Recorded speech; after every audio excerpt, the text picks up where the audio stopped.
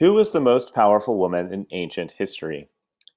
More women are in positions of power and influence today. However, it's important to remember that many ancient female leaders came before them, carving out a path.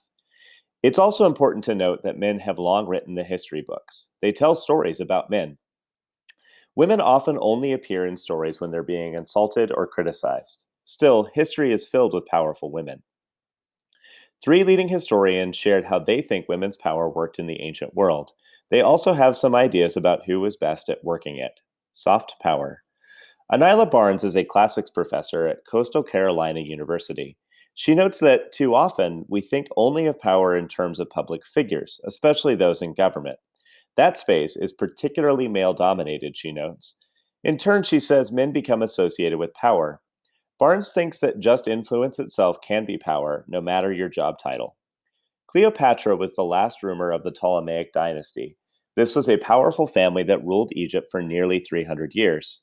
Cleopatra secured her position and her kingdom's independence through her influence over the greatly powerful Roman leaders Julius Caesar and Mark Antony.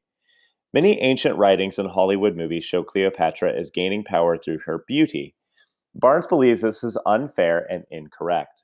She points out that Caesar could have had almost anything he wanted. Cleopatra wasn't the only beautiful woman he had access to.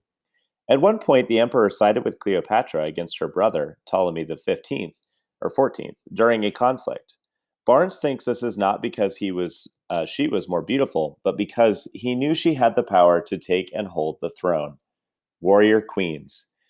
Yuri Huang takes a different view of power.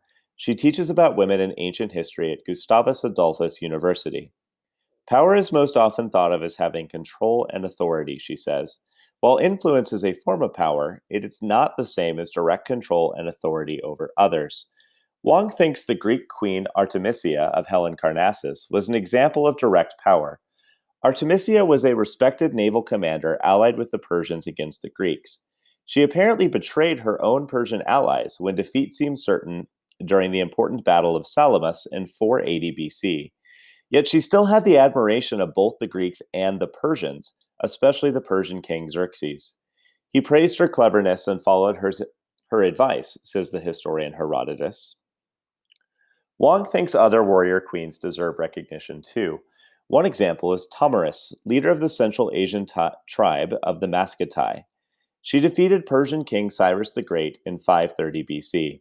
She's my favorite, Wang says. Best of both worlds. Power is seen differently in different times and places, cautions Amy Gansell. She is a professor of art history at St. John's University. In the ancient Mesopotamian city states of Sumer, for example, rulers like queens and kings existed. However, the power was spread out between religious leaders and palace rulers.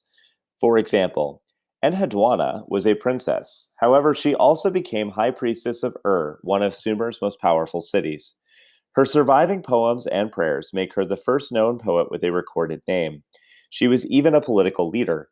Her work was intended specifically to unify the various Sumerian city-states. She brings our attention to the fact that, early on, women absolutely had roles outside the house, Gansell says. Much as we might learn from these ancient women, it's barely the beginning of the story. There's one problem with looking at powerful women in history, says Barnes.